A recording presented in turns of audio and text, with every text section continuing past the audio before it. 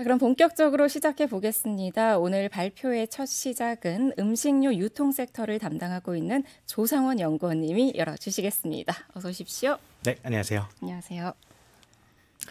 네, 안녕하세요. 음식료와 유통을 담당하고 있는 조상훈입니다. 음식료와 유통 산업의 올해 요약과 내년 전망, 그리고 투자 전략에 대해서 말씀드리도록 하겠습니다. 먼저 이제 음식료고요. 이제 음식료를 좀 한 장으로 요약을 해본다면 올해 보였던 이 다운 사이클이 좀 종료가 되고 2024년에는 이 업 사이클의 초입에 좀 진입할 것이다. 이렇게 좀 판단을 하고 있습니다. 자세한 내용은 뒤에서 다시 조금 더 말씀드리도록 하겠습니다. 네, 올해 요약인데요. 올해는 이 경기 침체라는 단어로 좀 그 요약을 해볼 수가 있을 것 같아요. 이 경기 침체 여파 속에서 전반적인 원자재 가격이 하락을 하게 되면서 대부분의 이 곡물 가격이 하락을 하는 모습을 보였죠. 물론 기상이변 임팩트가 있었던 원당이 굉장히 좀 많이 오르기는 했지만 다른 주요 곡물들은 지속적으로 좀 연초 대비해서도 하락하는 모습을 보였습니다. 하지만 이 판매량도 굉장히 좀 부진한 모습을 보였습니다. 이 부분은 지난 2년 동안 좀 빈번한 가격 인상에 따른 피로감 때문으로 좀 볼 수가 있는데요. 사실 음식료 산업의 투자 포인트는 가격 인상과 곡물 가격 하락, 그리고 이에 따른 마진 스프레드의 개선인데 이 부분을 정당화시킬 수 있는 전제 조건은 바로 이 Q, 판매량은 필수 소비재 특성상 꾸준할 것이라는 믿음 때문이었습니다. 하지만 고물가가 지속되는 환경에서 이런 믿음이 좀 깨진 것이 굉장히 좀 아쉬웠고요. 설상가상으로 정부가 가격 인하 압력까지 조금 넣으면서 국내외에서 이 좀 판매량이 버텨주는 기업만이 이익을 방어할 수 있었습니다. 그렇다면 이 내년 이제 음식료 산업을 좀 볼 때 두 가지 포인트를 조금 확인하시면 좋을 것 같아요. 첫 번째는 이 마진 스프레드의 개선, 그리고 두 번째는 판매량의 회복인데요. 먼저 이 마진 스프레드 개선과 관련해서 곡물 가격은 이제 본격적으로 하락하는 모습이 나올 것 같습니다. 공급 요인, 수요 요인 모두 곡물의 하락을 좀 지지하고 있는 상황이다라고 좀 보실 수가 있고요. 이에 따라서 2024년에는 마진 스프레드의 개선 효과가 좀 본격적으로 나타날 것으로 전망합니다. 한편 이 판매량의 회복도 좀 눈여겨보실 만할 것 같아요. 사실 이 소비자들이 좀 의도적으로 또 전략적으로 이 필수 소비재에 대해서는 이 지출을 좀 줄이는 모습들을 지속적으로 좀 보여왔었는데 이 부분이 이제는 어느 정도 좀 적응이 되어가는 모습입니다. 그래서 가격 저항도 점차적으로 좀 완화가 되고 있고 특히나 이 외식 물가가 조금 더 가파르게 상승을 하게 되면서 이 가공식품의 가격 경쟁력이 부각되는 모습도 관찰될 것 같습니다. 한편 경쟁 완화는 조금 더 지속적으로 이루어질 것이라고 보고 있어요. 이 대외 불확실성 속에서 기업들은 당연히 불필요한 판촉이라든지 무의미한 점유율 경쟁을 지양하고 수익성 경영을 좀 이끌어 나가는 경향이 있습니다. 이제 올해 같은 경우에는 일부 주류라든지 일부 카테고리에서는 경쟁이 좀 치열한 모습을 보였었지만 내년에는 전 카테고리에 걸쳐서 이런 수익성 위주의 영업 환경이 좀 마련될 것이라고 보고 있습니다. 네, 이상 말씀드린 내용들을 좀 종합을 해보면 판매량이 회복이 되고 또 곡물 가격도 하향 안정화되고 경쟁도 완화되고 좀 전반적으로 굉장히 좀 긍정적인 영업 환경이 음식료에 좀 펼쳐지면서 투자 매력도가 굉장히 좀 높을 것으로 판단을 하고 있습니다. 특히나 올해 이제 원가 부담이라든지 아니면 뭐 비용 투입 이런 부분들 때문에 좀 수익성이 많이 망가졌었던 이런 기업들의 회복 강도가 굉장히 좀 세게 나타날 것으로 생각이 들어서요. 제일제당과 하이트진로를 탑픽으로 추천하고 있습니다. 제일제당은 이 국내 가공식품의 판매량 역성장이 어느 정도 조금 해소가 되는 가운데 원가 부담이라든지 뭐 완화나 비용 효율화를 통해서 좀 수익성 개선이 기대가 되고요. 바이오에서는 이 시황이 점진적으로 회복될 것으로 전망합니다.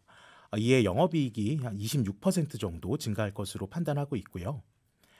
하이트진로는 소주와 맥주의 가격 인상 그리고 마케팅 비용 효율화에 따라서 큰 폭의 영업이익 증가 효과가 기대됩니다. 네, 이어서 유통산업을 말씀드리겠습니다. 유통산업은 올해 보였던 소비 침체가 내년까지 좀 이어지면서요. 다운 사이클이 좀 지속되는 가운데 옥석 가리기가 좀 본격화될 것으로 판단을 하고 있습니다. 뭐 좀 더 자세하게 말씀을 드리겠습니다. 올해는 사실 좀 탄탄했던 소비가 꺾였습니다. 뭐 급격한 인플레이션이라든지 뭐 경기 침체 여파 때문이었고요. 사실 지난 2년 동안 좀 이 보복 소비를 좀 이끌었던 채널이 백화점과 편의점이었는데 사실 올해 같은 경우는 전 채널이 좀 둔화되는 모습을 보였습니다. 특히나 이제 마음 아픈 점은 이 전 채널에 걸쳐서 구매 단가가 하락하고 있다라는 점이에요.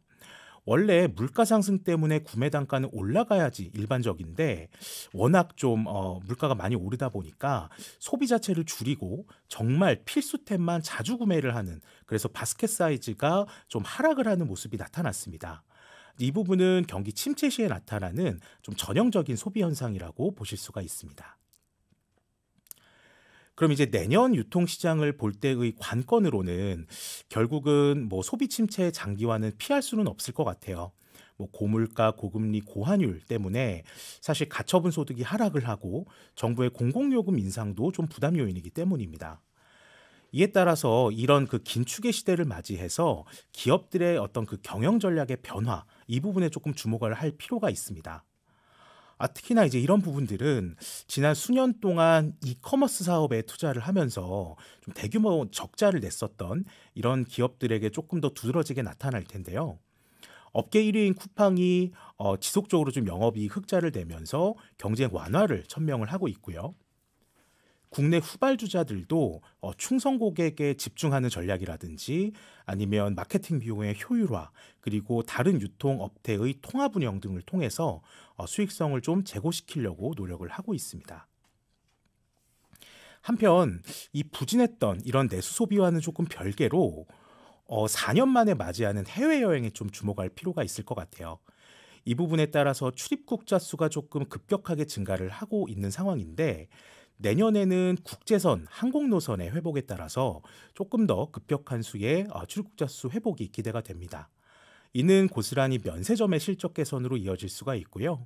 특히나 이제 중국 단체 관광객의 입국이 본격화된다라는 점에 주목할 필요가 있습니다. 정리해 보면 사실 내년에도 소비는 그렇게 재미없을 것으로 판단이 되는 가운데 이제 기업들마다 가성비를 앞세우거나 혹은 비용 절감을 했거나 혹은 이 부진한 내수와는 관계없이 좀 출입국자 수에 집중하는 이런 기업들이 좀 유망하다고 판단이 들어요. 그래서 저는 호텔신라와 GS 리테일을 추천드리고 있고요. 호텔신라는 이 중국 단체 관광객의 입국이 조금 더 본격적으로 나타나는 가운데 사드와 코로나 이후에 이 7년 만에 맞이하는 공급자 중심의 시장 재편 과정에서 좀 협상력 강화 포인트를 주목할 필요가 있다라고 생각을 하고 있고요.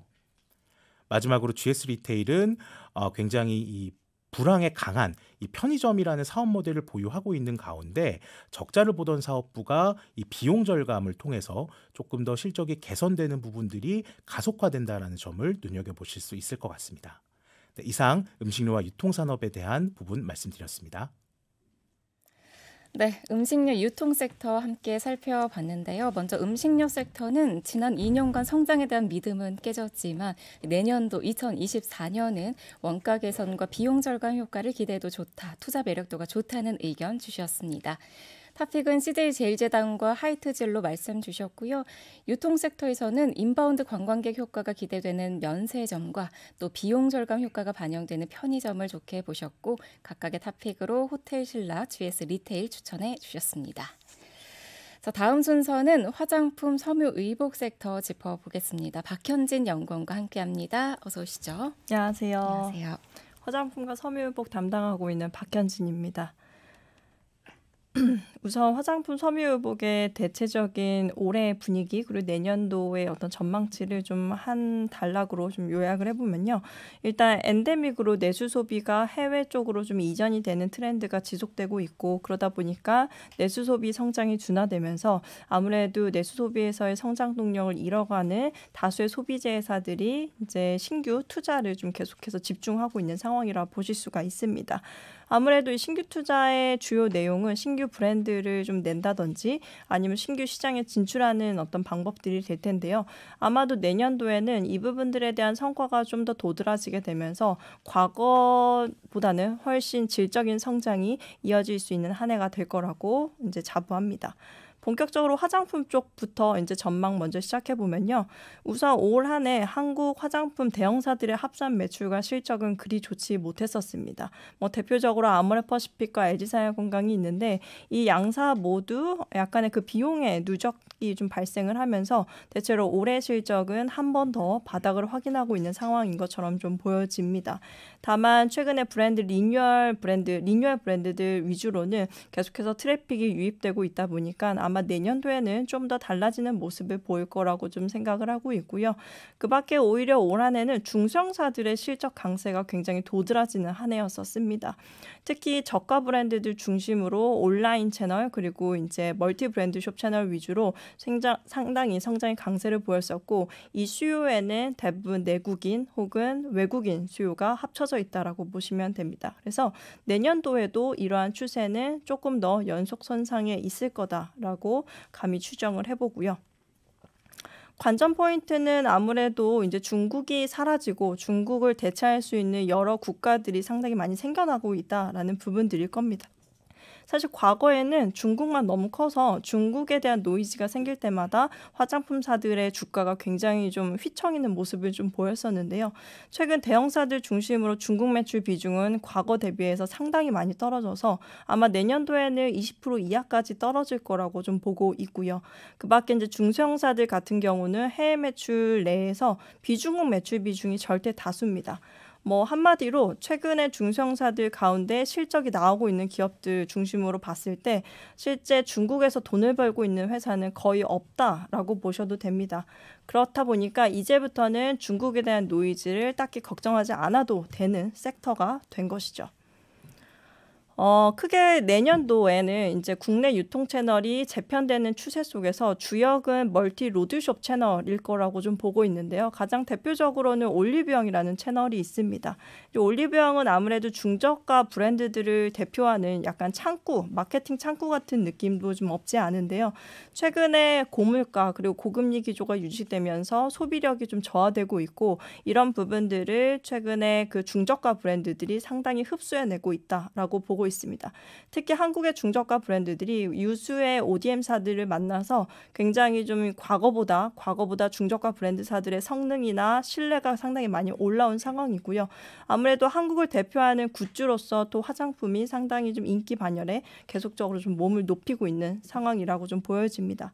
그래서 올해 들어서 올리브영의 실적이 상당히 좋아지고 있는 모습들을 보실 수가 있고 이 실적의 상당수는 화장품이라고 보실 수가 있습니다. 특히 앞서서 말씀드렸던 중저가 화장품들이 강세를 보이고 있기 때문에 이 흐름은 내년도에도 지속될 수 있다. 특히 이 올리브영의 실적 강세는 내국인보다 오히려 최근에는 외래 관광객 수요가 더 늘어나고 있는 상황이기 때문에 내년도 2019년도 대비해서 내년에 그 외래 관광객의 회복률, 방문 회복률이 아마 100% 이상, 130%대까지 회복이 된다라고 치면 아마도 내년 상반기까지는 큰 걱정 없이 실적은 잘 나올 것이다라고 예상을 해볼 수 있는 거죠.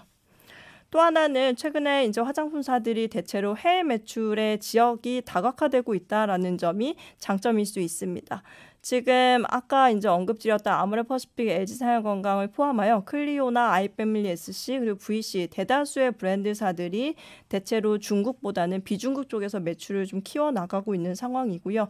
실제 일본이나 북미 그리고 동남아시아 쪽에서 상당히 좀 시장의 사이즈를 좀 키워나가고 있는 상황이라고 보실 수가 있습니다.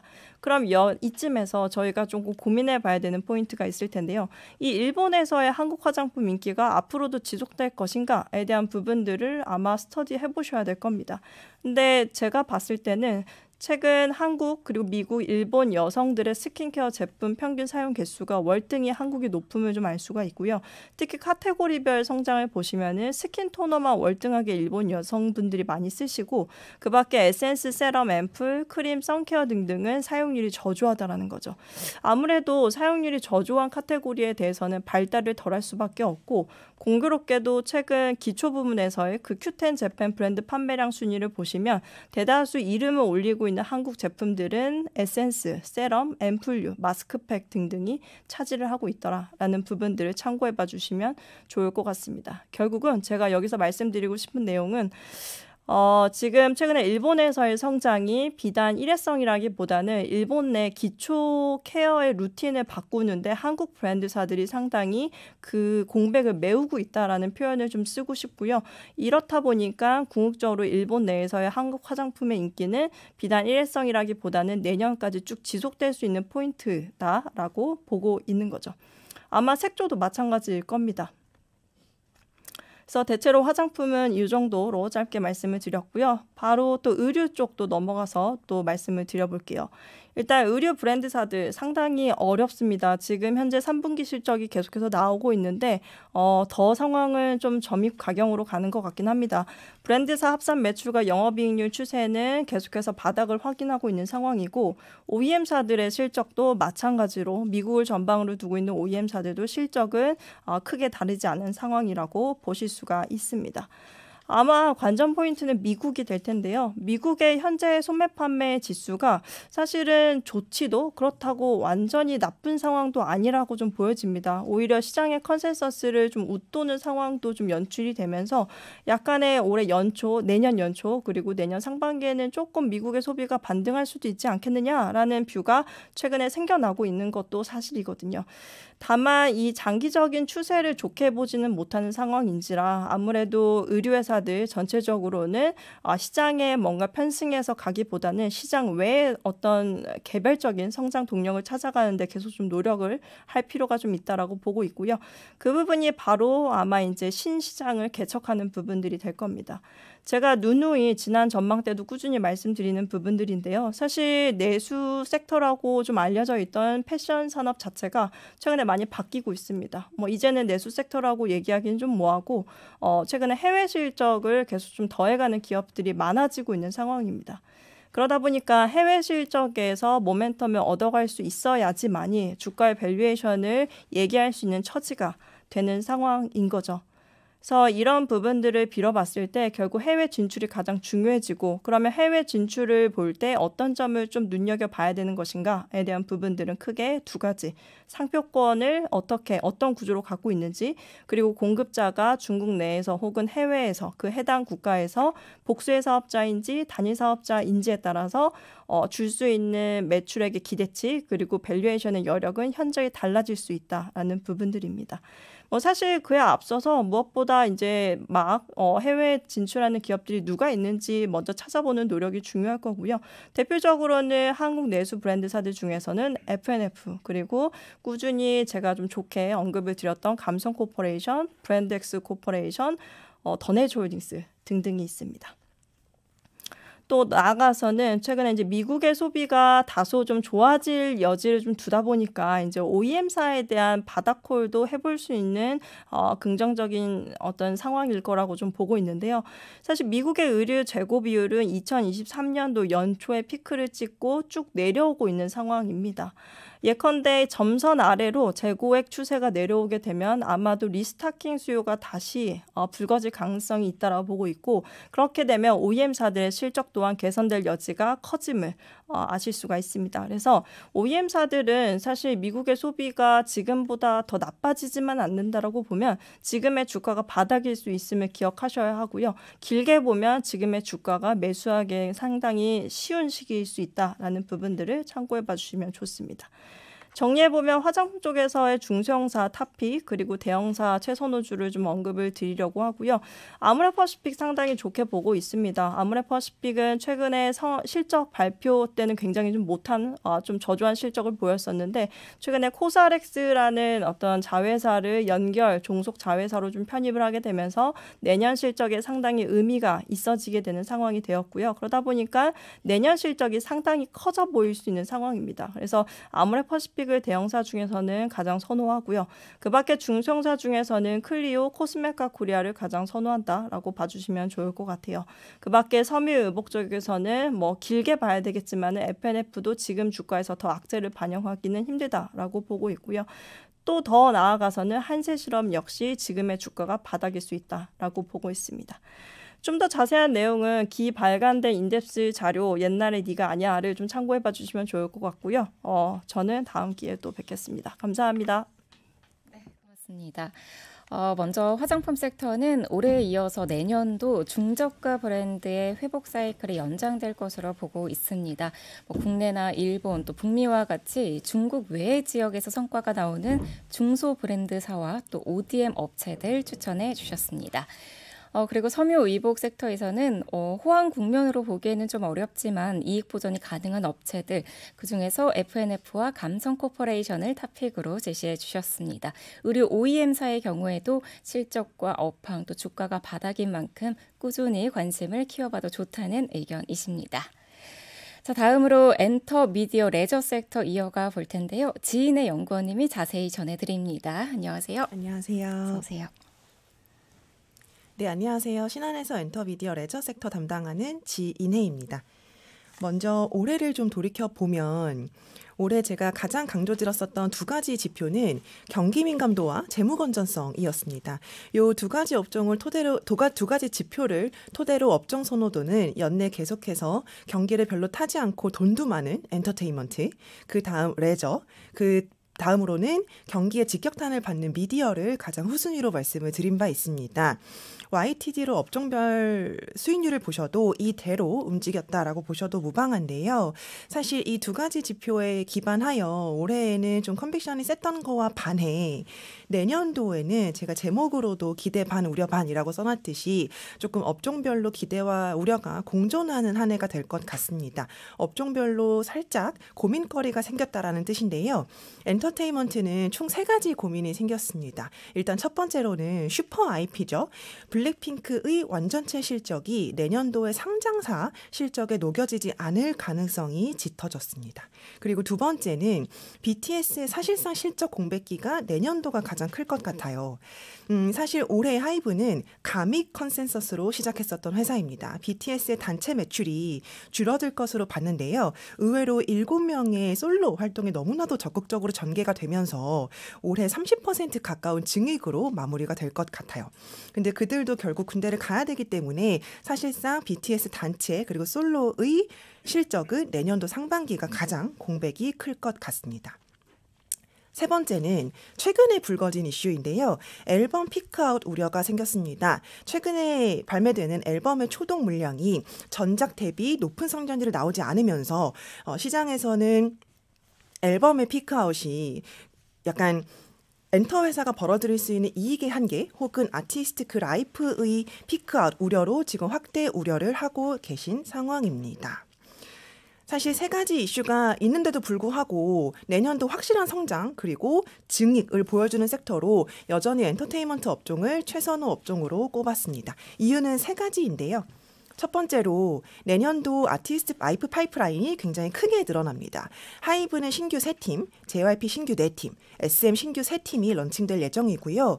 이 신규 IP라고 하는 건 엄청난 투자비 혹은 캐펙스보다는 이 누적 IP가 쌓이면서 계속해서 매출과 이익의 레버리지가 더 크게 발생하는 게 장점이기 때문에 굉장히 중요한 지표 중에 하나로 꼽히는데요. 이게 내년도에 올해보다 훨씬 더 강하다라고 보시면 되겠습니다. 두 번째는 결코 이제는 앨범만 보시면 안 될 것 같아요. 최근에 실적을 이끌고 있는 건 음반도 음반이지만 음반 외에 음원 스트리밍 그리고 콘서트, 굿즈 이런 2차 부가 수익화 상품들에서도 굉장히 많은 실적이 창출되고 있기 때문입니다. 특히 중간 그래프를 좀 강조해서 말씀을 드리면 아티스트가 한번 콘서트를 했을 때 회당 관객 수라고 하죠. 그 공연장의 베뉴에 따라서 업그레이드가 되는데 아티스트별로 매년 회당 관객 수가 확실히 올라가고 있습니다. BTS 뺨치게 올라가는 그룹들도 많기 때문에 앞으로는 앨범을 이제 디폴트 값으로 깔고 가는 돈, 방석이라고 저는 표현을 하고 있고요. 그 외에 음원, 스트리밍, 콘서트, 굿즈 이런 실적을 반드시 같이 봐주셔야 할 것 같습니다. 특히 블랙핑크의 사례를 잠깐 보시더라도 중간에 있는 그래프처럼 블랙핑크는 사실 앨범이 그렇게 많지는 않아요. 상대적으로. 그런데 오른쪽 차트 보시면 YG의 사업 부문별 실적인데요. 제일 밑에 있는 막대 그래프가 앨범입니다. 그래서 앨범의 매출보다 10배의 크기를 음원 스트리밍이나 콘서트, 굿즈 이런 쪽에서 벌어들고 있기 때문에 결코 아티스트 하나가 벌어들일 수 있는 100% 매출은 앨범이 결코 다가 아니다. 앨범 외적인 실적도 이제 같이 꼭 봐주셔야 하는 실적 성장을 기대하고 있습니다. 마지막 세 번째 이슈는 최근에 여러 가지 이슈들을 좀 동반하면서 엔터 업종에 조금 많은 주가 하락이 있었습니다. 하이브는 어느덧 30배까지 내려왔고요. 기존 엔터 3사는 이제 20배 초반까지 내려와 있는 상황입니다. 그래서 이렇게 증익하는 현상 그리고 펀더가 굉장히 양호한데 멀티플이 많이 싸져서 사실 부담도 많이 덜해진 상황이라고 분석하고 있습니다. 미디어는요. 내년도 키워드는 기저 그리고 또 기저인 것 같습니다. 광고 경기와 신사업을 둘러싼 환경이 올해 대비 내년에 더 악화되기도 매우 힘들다라는 톤이고요. 특히 올해는 경기가 안 좋아져서 광고가 깨지면서 미디어 실적이 안 좋아졌기보다는 오른쪽 그래프 보시는 것처럼 CJ E&M 과거 미디어 대장주죠. CJ E&M과 콘텐츠리 중앙 같은 경우에는 신사업이 초래한 적자가 굉장히 컸습니다. 대표적으로 미국 스튜디오 제작사들 그리고 티윙이라고 하는 자국 OTT의 손실이었는데요. 이 두 가지 신사업으로 굉장히 많은 적자가 나왔었다면 이 신사업의 좀 손실 개선이 나올 수 있겠느냐를 보면 환경은 굉장히 다행히 고무적인 상황입니다. 미국 스튜디오 같은 경우에는 다행히 미국 작가 파업이 최근에 종료가 되었고요. 티윙은 제작비 효율화, 가격 인상을 통해서 점진적인 실적 개선세를 기대하고 있기 때문입니다. 그래서 오른쪽 그래프 보시면 CJ E&M 같은 경우에는 이 신사업에서 초래된 아주 큰 적자만 잘 마무리가 된다면 잘 많이 줄어든다면 내년에는 엄청난 턴어라운드 스토리를 겸비하게 될 종목으로 보고 있습니다. 또 하나 강조해드리고 싶은 건 이 좌측 상단에 보시면 CJ E&M의 수급 현황인데요. 거의 시가총액은 신저가 상황이고요. 기관과 외국인의 수급도 텅 비어있는 상황입니다. 그래서 올해가 업황은 굉장히 안 좋았고 충분히 바텀아웃이 가능한 과거 미디어 대장주로 보고 있습니다. 그리고 스튜디오 드래곤을 포함한 드라마 제작사 같은 경우에도 가장 큰 바이어가 해외 OTT 넷플릭스 같은 회사들인데요. 넷플릭스 같은 OTT들도 올해에는 구조조정이나 경기에 직접탄을 받았었다면 내년에는 그 계정 공유를 금지하고 가격 인상을 시도하면서 그들의 사정이 더 나아질 거기 때문에 미디어 제작사들은 전방 산업의 호조로 실적 성장을 기대하고 있습니다. 그래서 미디어의 선호도가 조금 높아졌다라고 보시면 좋을 것 같고요. 마지막 레저는 사실 올해 내내 외인 카지노의 월별 실적이 나쁘지 않았는데요. 오롯이 주가는 반영을 해주지 않은 상황입니다. 이유는 두 가지인데 역시나 우려스러운 첫 번째 포인트는 인천 영종도에 신규 IR이 하나 더 추가로 늘어납니다. 바로 인스파이어 IR이고요. 개인적으로는 장기적으로는 뭔가 파라다이스 시티가 덩그러니 인천 영종도에 혼자 있는 것보다는 이 인스파이어 IR이 진입함에 따라서 클러스터 효과 이런 것들을 더 긍정적으로 보지만 어쩔 수 없이 시장에서는 파라다이스 시티의 마케팅 비용 증가라든지 홀드율 저하를 우려하실 수밖에 없는 것 같습니다. 그리고 두 번째 주가를 억누르는 이유는요. 오른쪽 그래프처럼 지금 아시아 카지노의 전반적인 주가가 좋지 못합니다. 이유는 오른쪽 차트에 나와 있는 것처럼 중국 부동산 경기와 동행하는 중국 VVIP의 카지노 씀씀이가 크게 줄어들고 있기 때문이죠.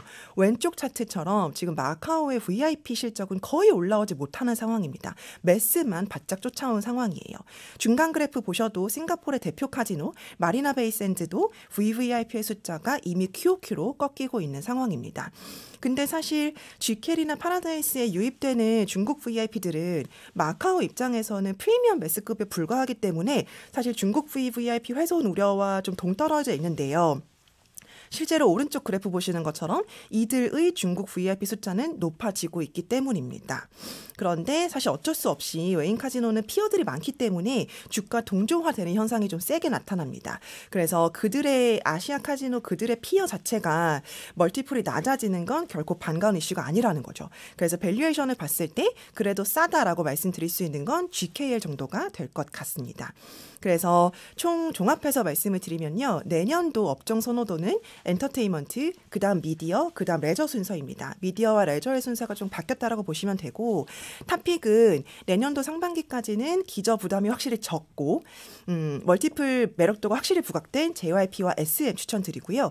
내년 하반기에는 2025년도에 드디어 BTS 완전체 컴백을 앞두고 있는 하이브가 좋을 것 같다라는 의견 드리고 미디어에서는 턴어라운드 모멘텀 그리고 해외 판매 호조를 지속하고 있는 CJ E&M과 스튜디오 드래곤, 레저에서는 두 가지 리스크에서 거리가 가장 멀고 멀티플이 가장 싼 GKL로 간추려 보았습니다. 그럼 이상으로 연간 전망 발표 마치겠습니다. 네, 고맙습니다. 제가 다시 한번 정리해드리면요. 엔터 미디어 레저의 2024년 업종 선호도는 엔터 미디어 레저 순으로 제시해 주셨는데요. 먼저 엔터는 확실한 매출 성장과 또 증익이 가능한 SM과 JYP를 탑픽으로 제시해 주셨고요. 하반기까지 보면 BTS 완전체 컴백이라는 모멘텀을 보유하고 있는 하이브를 추천해 주셨습니다. 그리고 미디어 섹터에서는 실적 개선 기대가 있는 CJ E&M과 스튜디오 드래곤 추천해 주셨고요. 레저에서는 영종도 신규 카지노 오픈의 영향에서 조금이나마 자유로운 GKL을 선호한다고 말씀 주셨습니다. 자, 그럼 다음 순서로 이번에는 인터넷 게임 섹터 전망 알아보도록 하겠습니다. 강서구 연구원님과 함께합니다. 어서 오세요. 안녕하세요. 안녕하세요. 네, 인터넷 게임 담당하고 있는 강서구 연구원입니다. 바로 인터넷이랑 게임 말씀드리기 전에 한 장으로 올해 그리고 내년의 전망을 한번 살펴보면 먼저 인터넷은 경기 침체로 인해서 저성장 국면에 들어감에 따라 많이 부진한 모습을 보였습니다. 특히 온라인 광고나 이커머스는 경기 침체의 직격탄을 받았고 또 한편으로는 AI, 생성형 AI의 발견으로 새로운 혁신적인 서비스를 또 보여줄 수 있지 않나 그런 기회도 볼 수 있었고요. 2024년에는 저성장 속에서 비용 통제를 얼마나 잘 할 수 있느냐가 중요할 것 같습니다. 특히 광고는 새로운 상품들이 등장하고 있고 또 커머스에서는 가성비라는 트렌드가 등장하고 있기 때문에 그러한 트렌드를 잘 잡을 수 있는 기업이 살아남을 수 있겠다라고 보고 있습니다. 그리고 AI 같은 경우에는 내년 B2C보다는 기업들이 사용하는 소프트웨어에 적용이 돼서 업무 효율도를 크게 높여줄 전망인데 이로 인해서 기업들이 비용 통제를 하는데 훨씬 더 도움이 될 것으로 전망을 하고 있습니다. 반면 게임은 올해 글로벌 시장과 우리나라 시장이 극명하게 나뉘는 모습이었습니다. 글로벌 시장은 대작이 다수 출시되면서 초호황을 누렸으나 그런 가운데 우리나라 기업들은 그 트렌드를 따라가지 못하고 부진한 모습을 보였습니다. 또 국내에서는 모바일 MMORPG의 인기가 줄어들고 또 국내 개발사들이 새로운 도전을 하지 못하는 그런 모습들이 나타나면서 실적 성장뿐만 아니라 멀티플까지 낮아지는 그런 모습들을 보여줬었고요. 또 코로나 때 많은 인력을 뽑고 또 연봉 인상 랠리를 진행을 했던 그 인건비 부담이 이제는 역으로 부담으로 돌아옴에 따라서 기업들이 큰 재무 부담을 많이 느끼고 있는 상황입니다. 내년에는 글로벌 시장에서 성과를 낼 수 있는 그런 기업들이 게임 산업에선 살아남을 것으로 봅니다. 모바일에서는 캐주얼과 서브컬처의 트렌드, 그리고 PC 콘솔에서는 유의미한 IP를 개발할 수 있는 그러한 역량이 있는 기업에 높은 멀티플이 부여가 될 전망입니다. 또 게임 산업에도 당연히 개발자들이 코딩을 하는데 서포트를 해주는 코파일럿 같은 업무 효율성을 높일 수 있는 그런 소프트웨어에 AI가 적용이 될 예정이어서 내년에는 인터넷 게임 모두 생존을 위해서 변화를 해야 한다라는 점을 말씀드리고 싶습니다. 올해를 좀 더 자세히 돌아보면 먼저 AI가 가장 큰 화두였던 것 같습니다. 챗GPT가 등장함에 따라서 굉장히 빠른 속도로 MAU를 모아감에 따라 또 네이버나 구글, 마이크로소프트 같은 기업들은 생성형 파운데이션 모델을 직접 보유하면서 이러한 모델들이 향후 굉장히 다양한 서비스들로 파생됨에 따라 API 수익까지 도모할 수 있다는 그런 새로운 비즈니스 모델까지 확인할 수 있었습니다. 한편 광고와 커머스는 경기 침체에 큰 영향을 받았는데 국내 소매 판매액 중 온라인 침투율의 성장세가 확실히 코로나 이전보다 많이 둔화되었고 또 오른쪽 그림 보시다시피 명품 소비재 기업들의 하반기 가이던스가 크게 하향 조정됨에 따라 올해 8월 이후 소비재 기업들의 주가가 많이 빠지고 있는 상황입니다. 웹툰 쪽은 비용 통제의 노력이 2022년 하반기부터 올해 지속이 되고 있습니다. 특히 네이버는 컨텐츠 사업부의 적자 규모를 눈에 띄게 줄이고 있는데 대신 마케팅비를 축소한다는 것은 어느 정도의 거래액과 매출을 포기한다라는 그러한 전략으로 받아들일 수 있기 때문에 한동안 큰 폭의 외형 성장은 기대하기가 어렵겠다라고 전망을 하고 있습니다. 그리고 애플과 아마존이 일본과 북미 중심으로 웹툰 시장의 새로운 플레이어로서 등장함에 따라 경쟁이 심화될 것이고 그리고 이 IP를 조달하는 데 있어서 비용도 높아질 가능성이 있다라고 보고 있습니다. 24년 전망을 말씀드려 보겠습니다. 저성장에서 살아남기라는 제목을 붙였고 결국 이 저성장이라는 단어는 기본값으로 자리 잡을 것으로 전망을 하고 있습니다. 보시다시피 광고 경기 전망 지수는 예년 대비 최저 수준을 기록을 하고 있고 또 라이브 커머스나 새로운 채널로의 광고주 분산이 되고 있기 때문에 광고 산업 자체는 저성장이 되겠지만 그 안에서 라이브 커머스라는 새로운 또 광고 상품이 떠오르면서 이쪽에서의 트렌드 대응을 할 수 있는 그런 기업들에 주목할 필요가 있습니다. 오른쪽 보시다시피 아프리카 TV는 라이브 커머스에 최근 힘을 주면서 세일즈 역량이 있는 쇼호스트들을 영입을 하거나 아니면 기존의 BJ들을 쇼호스트로 활용을 하는 그런 모습들을 보여주고 있고 라이브 커머스는 글로벌리 연평균 11% 이상 향후 성장할 것으로 전망을 하고 있기 때문에 새로운 광고 트렌드가 나타나지 않을까 전망을 하고 있습니다. 커머스에서는 다시 과거처럼 가성비라는 단어가 떠오를 것으로 전망을 하고 있습니다. 이번 추석 연휴 때 가장 많은 다운로드를 기록을 했던 모바일 앱은 바로 1위와 3위의 테무와 알리익스프레스가 차지했는데 이 두 서비스는 중국에서 만들어진 초저가 쇼핑몰 서비스입니다. 왼쪽 그래프 보시다시피 알리익스프레스와 테무는 한국에서조차 이 DAU를 빠르게 높여나가고 있는데 90% 할인 또는 해외 직구 무료 배송이라는 서비스를 내세워서 글로벌리 확장을 하고 있습니다. 이러한 가성비 트렌드가 높아지는 건 결국 물가 상승으로 인한 소비자들의 소비력 하락 영향이라고 보고 있고 이제는 명품 매장에서의 오픈런보다는 이런 가성비 쇼핑몰들에서의 유저들이 줄을 서는 그런 모습을 볼 수 있을 것 같습니다. 이러한 트렌드에 따라서 티몬과 11번가는 각각 저가 서비스를 런칭을 했고 또 의류 브랜드인 NC 같은 경우에도 NC 베이직이라는 서비스를 내놓음과 함께 또 가성비 트렌드에 대응을 하는 그런 모습을 보여주고 있습니다. 마지막으로는 AI입니다. AI가 처음 챗GPT가 등장했을 때에는 정말 혁신적이고 또 당장 큰 변화가 있을 것으로 많은 분들이 예상을 했지만 사실 이 AI가 B2C 서비스로 나오기까지는 브랜드 신뢰도 측면이나 비용 측면에서 아직 시간이 좀 걸릴 것으로 전망을 하고 있습니다. 따라서 코딩을 서포트해주는 코파일럿이나 아니면 광고를 직접 제작하는 데 있어서 도움을 줄 수 있는 AI 샌드박스 같은 이런 기업 소프트웨어 쪽에 먼저 적용이 되어서 소비자들보다는 기업들이 먼저 이 AI의 효용을 누릴 전망입니다.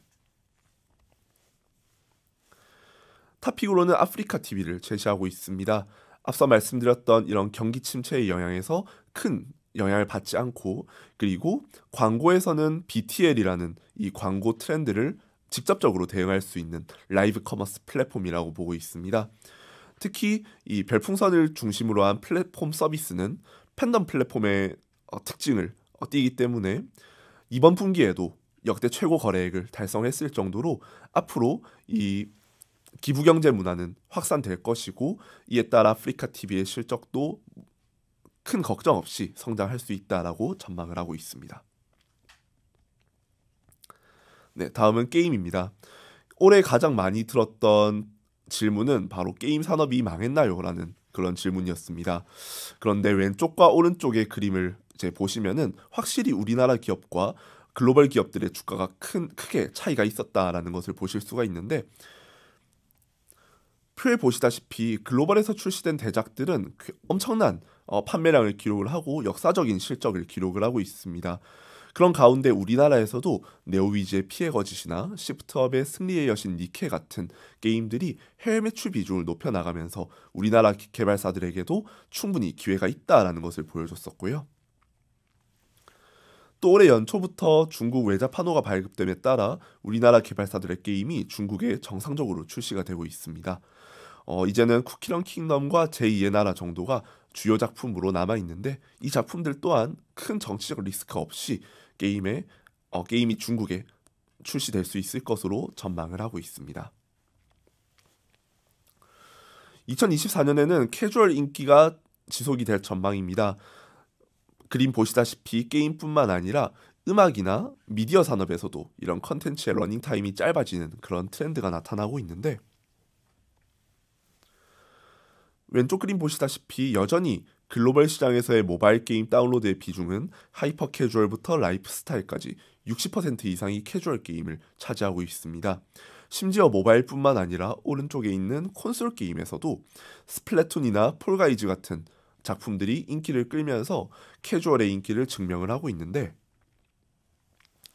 이 캐주얼 게임의 연장선이 사실 서브컬처라고 보고 있습니다. 예전에는 미소녀 캐릭터가 등장함에 따라서 이게 마이너한 장르다라는 인식이 컸지만, 최근에는 영화에서나 음악에서나 서브컬처 게임이 또는 서브컬처 컨텐츠가 인기를 얻고, 또 게임에서도 전 세계의 모바일 게임 탑 10 안에 이 서브컬처 게임이 3, 4개 이상 포진해 있으면서 서브컬처 게임이 향후 우리나라뿐만 아니라 일본, 미국, 중국까지 진출하는 데 우리나라 개발사들의 좋은 기회가 될 수 있겠다라고 전망을 하고 있습니다. 또한 PC 콘솔 플랫폼에서는 IP의 영향력이 더 커질 전망입니다. 어쌔신 크리드나 콜 오브 듀티 같은 이런 유명 IP들은 사전 예약부터 게임이 나오기 전에 엄청난 판매량을 기록을 하고 있고, 마블의 스파이더맨 2 같은 경우에는 최근 10월에 출시된 이후 하루 만에 250만 장을 판매할 정도로 엄청난 기록을 만들어내고 있습니다. 또 최근 사우디가 네옴시티 프로젝트의 일환으로 주요 게임사들의 공격적인 투자를 하고 있는데, 이 투자의 기준이 결국 당장의 재무 성과가 아니라 주요 IP를 보유하고 있냐라는 것을 이 투자 내역에서 볼 수가 있습니다. 첫 번째 탑픽으로는 네오위즈를 말씀드립니다. 네오위즈는 이번 9월 출시한 피해 거짓을 시작으로 글로벌에서의 성과를 증명을 했고, 그리고 내년에 출시할 고양이와 스프의 IP 신작들, 그리고 던전에서 만남을 추구하면 안 되는 걸까라는 라이트 노벨 기반의 서브컬처 게임까지 가장 우리나라 게임 개발사 중에서 글로벌 트렌드에 적합하다라고 말씀을 드리고 싶습니다. 두 번째 탑픽은 데브 시스터즈입니다. 데브 시스터즈는 쿠키런 킹덤의 중국 출시를 앞두고 있고, 또 내년에 출시할 모험의 탑, 오븐 스매시, 마녀 이성까지 이 쿠키런 IP를 대중성 있게 글로벌리 확장하고 있는 상황이기 때문에 데브 시스터즈는 이 글로벌 캐주얼 트렌드 내에서 가장 좋은 성과를 낼 것으로 전망을 하고 있습니다. 네, 이상 인터넷 게임 말씀드렸습니다. 감사합니다. 네, 고맙습니다. 먼저 인터넷 섹터에서는 광고, 커머스, 웹툰의 저성장으로 인해서 투자 의견은 중립을 제시해 주셨고요. 경기 침체를 이겨낼 수 있는 아프리카 TV를 탑픽으로 추천해 주셨습니다. 다음으로 게임 섹터에서는 비중 확대 의견에 또 탑픽으로는 네오위즈, 데브 시스터즈 제시해 주셨고요.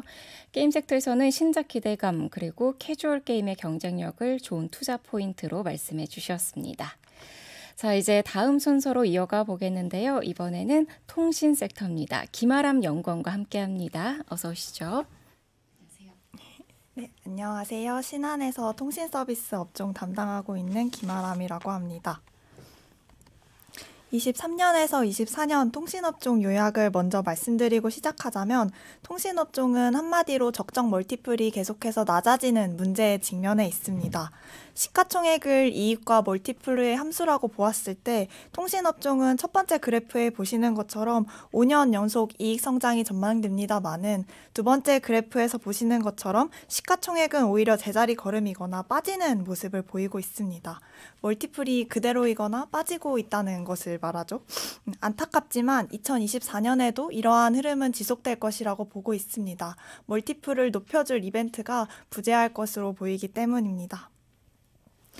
그럼에도 불구하고 이제 업종 특성상 금리와 경기에 무관한 실적 성장이 기대되고 3사 모두 기대 배당 수익률이 한 6%에서 7% 돼서 업사이드는 크지 않아도 하방은 매우 단단하겠다라고 말씀드리고 싶습니다. 절대주가 상승을 기대하시기보다는 방어주나 배당주 관점에서 안정적인 투자처를 찾으시는 분들께 추천드립니다. 저는 항상 통신업종을 볼 때 세 가지 요소, 그러니까 실적과 규제, 배당, 이 세 가지가 굉장히 중요하다고 말씀드리는데요. 하나씩 그 관점에서 살펴보겠습니다. 먼저 실적입니다. 사실 내년 유무선 업황이 그렇게 좋은 상황은 아닙니다. 5G 침투율이 한 60%까지 올라오면서 무선 성장률 둔화될 수밖에 없고요. 유선 같은 경우에도 IPTV 보급이 어느 정도 마무리되면서 가입자 순증세가 줄어들고 있습니다. 그럼에도 불구하고 매출액 역성장은 없고 조금이지만 느리지만 계속해서 성장한다는 점을 봐주시면 좋을 것 같습니다. 비용은 여전히 잘 통제되겠는데요. 주요 비용인 마케팅비와 카펙스는 올해와 유사한 수준이 예상됩니다. 마케팅비 같은 경우에는 3사 모두 수익성 경영을 지향하고 있어서 경쟁이 격화될 요인이 없고 5G 인프라 구축이 어느 정도 완성된 상황이기 때문에 카펙스가 크게 늘 이유도 없겠습니다. 결론적으로 세 번째 그래프처럼 매출액은 작지만 꾸준히 성장하는 데 반해서 비용이 잘 통제되면서 2024년에도 통신업종 합산 영업이익은 5년 연속 성장을 이어갈 것으로 전망됩니다. 두 번째로 규제입니다. 통신업종은 정통적으로 규제에 굉장히 취약한 모습을 보여왔는데요. 오른쪽 아래에 15년도 주가 추이를 가져왔습니다. 보시면은 선택약정 할인율에 대한 이야기가 나올 때마다 주가가 크게 하락했던 것을 보실 수 있습니다. 올해도 비슷했는데요. 바로 위에가 올해 주가인데 정부가 통신요금 이야기를 꺼냈던 2월 그리고 7월에 주가가 한 번씩 출렁였던 것을 확인해 보실 수 있습니다. 그러나 다시 왼쪽 표로 돌아가서 7월 달에 정부가 발표한 통신업 규제의 방향성을 확인해 보면 이번에는 15년도와 같은 직접적인 요금 인하가 없는 것을 확인하실 수 있는데요. 여러 잔잔한 규제들이 계속되겠지만 직접적인 요금 인하라는 최악의 규제 환경은 벗어났다라고 볼 수 있겠습니다. 마지막으로 배당입니다. 배당을 포함한 주주환원은 3사 모두 23년과 유사한 수준 내지는 소폭 올려주는 모습이 기대가 됩니다. 요거를 이제 배당 수익률로 환산하면 첫 번째 그래프처럼 한 6에서 7% 나오는데요. 이러한 안정적인 배당이 통신주의 주가 하방을 지지해주는 요인으로 작용할 것으로 보입니다. 3사 모두 이익 성장이 둔화되고 멀티플 리레이팅을 기대할 만한 이벤트가 없다는 점에서 매력도 차이는 사실 그렇게 크지는 않다라고 보고 있는데요. 그럼에도 하나를 꼽자면 KT를 말씀드립니다. KT는 첫 번째 그래프에서처럼 23년 거버넌스 단일 이슈로 20% 이상 하락을 했었는데요. 관련 이슈가 해소된 현재까지도 아직 절반 정도밖에 회복을 하지 못한 상황입니다. 그래서 상대적으로 접근하기 편하다라고 보고 있고 펀더멘탈 측면을 보아도 새로운 대표님이 통신사, SI사 배경을 가지고 있어서 빠른 경영 안정화가 가능하고 자회사인 KT 클라우드나 KT 에스테이트의 이익 기여도 점차 커질 거라고 기대하고 있습니다.